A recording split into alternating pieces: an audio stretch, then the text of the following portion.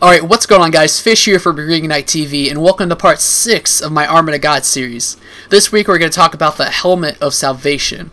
Now as always, we're going to break it off into two different parts. One, what is the armor piece that we're talking about and how it helps us? And two, the characteristics of the armor piece and why it comes together and it's so important that we use it.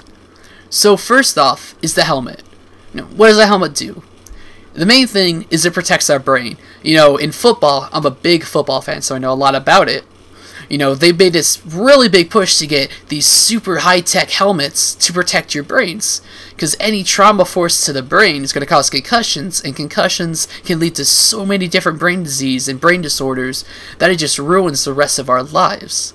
The NFL has learned that our brains are so important to our future. You know, I think this is also kind of the reason why Paul was talking about this, is the helmet. You know, the helmet, for the most part, protects our brain. Now, I know we can talk about how it protects our whole head, but I think in this poetic form, the main part is our brain. And now our brain, if you want to call it this, is the mastermind of our entire body. See what I did there? Anyway, you know, it's where we sense everything. It's where we process everything. You know, I can go up and touch a stove, a hot stove, and just instantly decide it's hot. Be like, ow, it's hot. You know, it doesn't take me a minute to process it, like even some computers do to process something. You know, and that's to protect us, because if I left my finger on that stove for a minute, I'd probably burn my finger off or get really nasty burns. You know, same thing with our emotions. You know, we process emotions almost like that. Some people can even change their emotions so quickly. 1 minute they could be happy, and the next minute they're just really depressed or really angry. And, you know, again, it doesn't take a minute to process what situation we're going through. But at the end, you know, it's real instantaneous almost. That's how fast our brain works. Our brain is smarter and faster than any computer, at least when it comes to these human emotions and physiological traits that we have. So that brings us to the point of salvation. Now, before we can talk about how salvation helps us with the armor, first we gotta answer the question, what is salvation?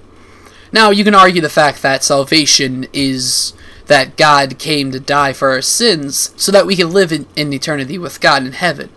Well, that's part of it. I don't think that's the full context of what salvation is. In fact, it's the first part of what I said. God died for our sins. Well, how do you do that? And what does that even have to do with salvation? Well, when God died for our sins and rose from the grave, that gave us the opportunity to be righteous with God, as we talked about a few episodes ago. So, now that we're righteous with God, we're no longer slaves to sin, but slaves to Christ. And we no longer have to live by what our sinful nature urges us to do. And to me, and in this context, I think that's what salvation really is.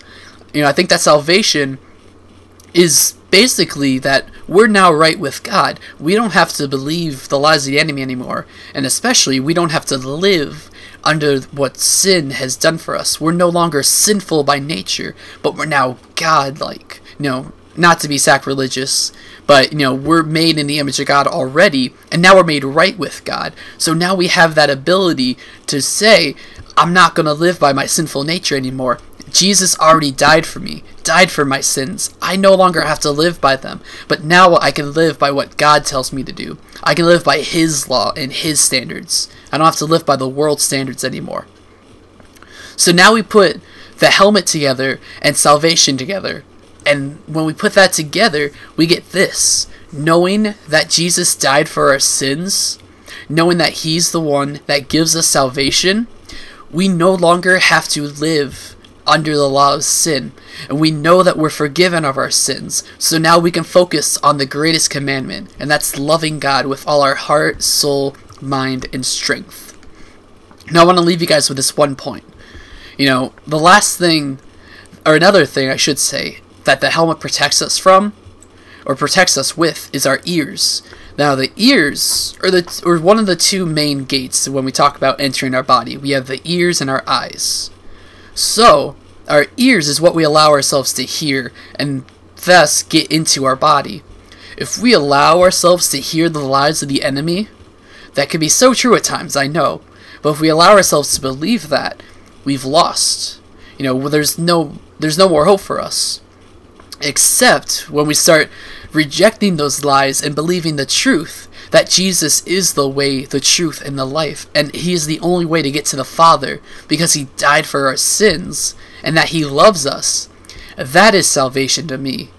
It's more than just living in heaven when I die instead of going to hell. That's a big part of it. But it's the fact that I no longer am bound by sin, that I'm free. And that I'm free to choose to live for God. I don't have to be, God, I can't live for you because this sin is too difficult for me. I can say now, God, you died for my sins, and now I'm free to worship you. So I hope this has been an encouragement to you guys. I hope you learned a lot from this. And I'll see you guys next week for the last part of the Armored to God series, the Sword of the Spirit. Talk to you later.